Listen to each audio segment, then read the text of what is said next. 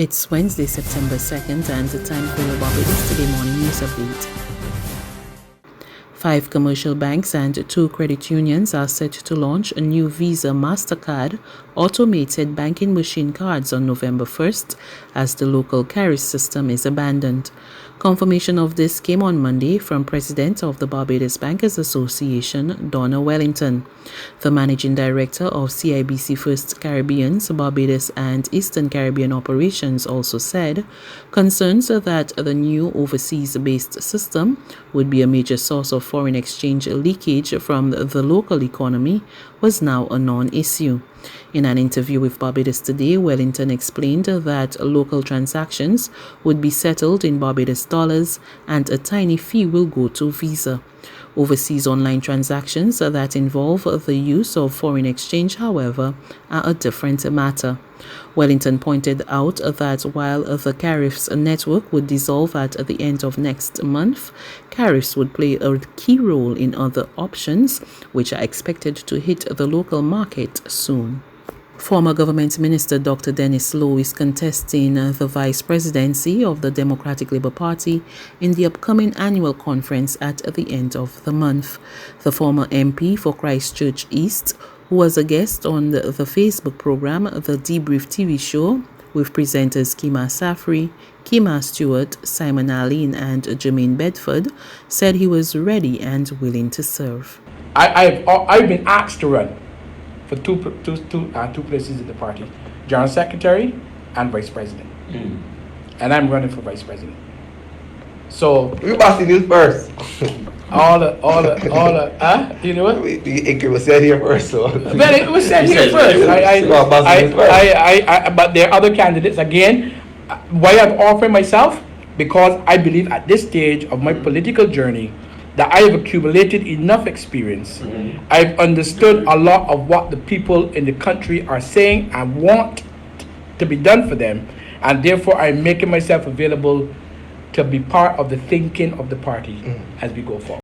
The former Minister of the Environment rubbished the suggestion that he was too old to return to office. I still believe that I am very talented and very effective, and I still believe that I have a national appeal in this country because I get around and I talk to people at all levels of society. And I also have as my template my own journey in life, which did not begin at the top, it started at the bottom.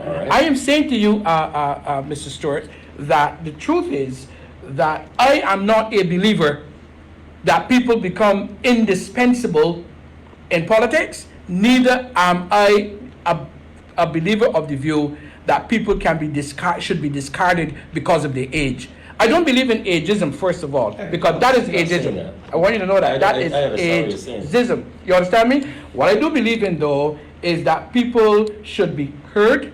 People's worth should be estimated in a more scientific way. I don't believe qualitative and qualitative, by the way. I don't believe that any pundit or any so-called scientist can tell me what, political or otherwise. Tourism Minister Senator Lisa Cummings is promising a more targeted approach to the marketing of the island's tourism offerings. She gave the assurance on Tuesday as ministry officials and representatives from the Barbados Tourism Marketing Inc. continued their island-wide outreach program. We want to be able to provide support through the BTMI so that this can be marketed. There are already a number of hotels, particularly those on the eastern coast, who send visitors here, some on the southern coast as well.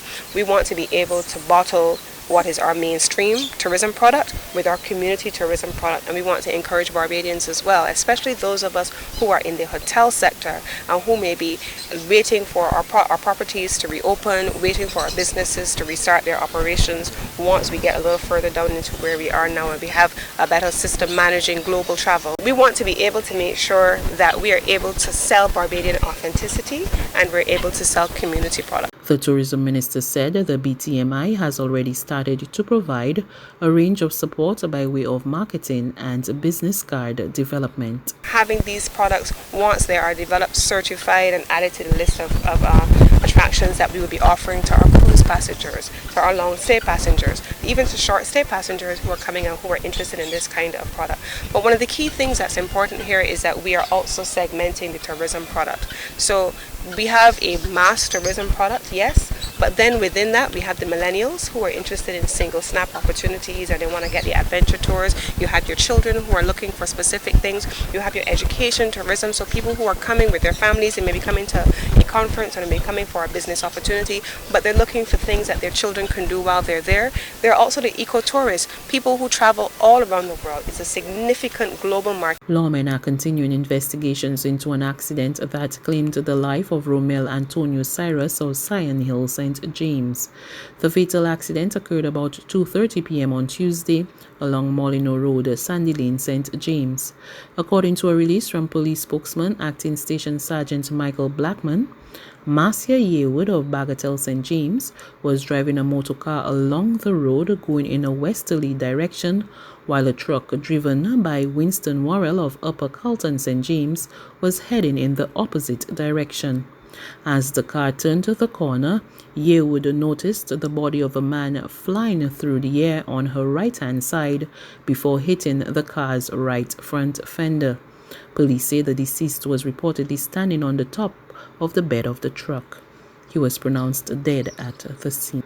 There's regional and international news after this short break.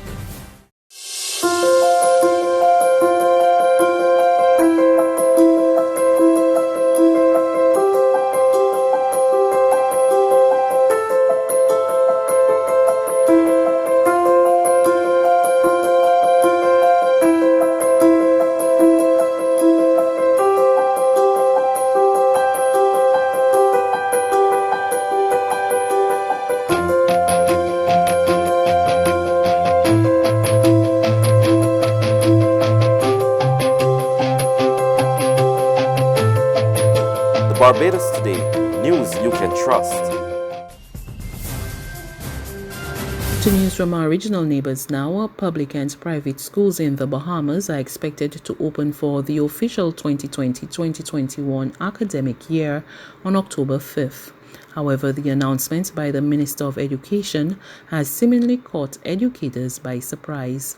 More of this from Eyewitness News. Bahamas Union of Teachers President Belinda Wilson says thousands of educators across the country were caught off guard by the new changes announced by Education Minister Jeff Lloyd yesterday for the 2020-2021 academic year. The first time we heard about the school reopening being pushed back to October 5th was yesterday. Wilson says she's lost for words considering that both the BUT and the Bahamas Educators Managerial Union engaged in extensive dialogue with the ministry just last week. We were expecting, after the two-day meeting last week, that we would then get a revised reopening of school plan, but we never got a revised version of the document. Parents telling Eyewitness News today that the October 5th start date isn't sitting well with them at all. I just think it's too soon. I would say December. That'll give you more time. The funds just isn't there. We haven't been working from March 20th. We need to do some kind of grant to help these students go back to school. Meantime, BEMU President Stephen McPhee says union members were caught off guard by the decision to have virtual classes in New Providence, Eleuthera, and Abaco,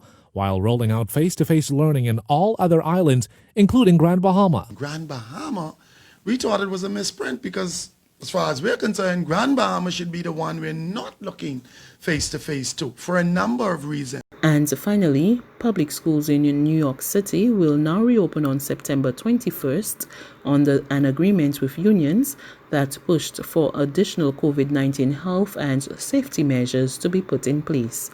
More of that story from Reuters TV. What we've agreed to is to make sure that the health measures are in place, to make sure there is time for the appropriate preparation for our educators, to make sure that we can have the smoothest beginning of the school year, even under extraordinarily challenging conditions, and to move forward in a spirit of unity. Unions, led by the United Federation of Teachers, expressed concern that the city was rushing into its September 10th scheduled start of the school year without taking adequate steps to protect teachers, students, and staff. But at Tuesday's announcement of the agreement, De Blasio was joined by union leaders who said their health and safety concerns had been met. United Federation of Teachers President Michael Mulgrew. And I can say to you now, because we have our independent medical experts have stamped this plan, and we now can say that New York City's public school system has the most aggressive policies and greatest safeguards of any school system in the United States of America. That's news. But for the very latest, visit us at www.barbadostoday.bb. You can also subscribe to our e-paper, email updates, or like us on Facebook, and sign up for our breaking news alerts via WhatsApp. We're also on Izumi Media in bus terminals, as well as screenplay at supermarkets and gas stations near you. And you can also hear us on Mix 96.9 FM and Capital Media HD 99.3 FM.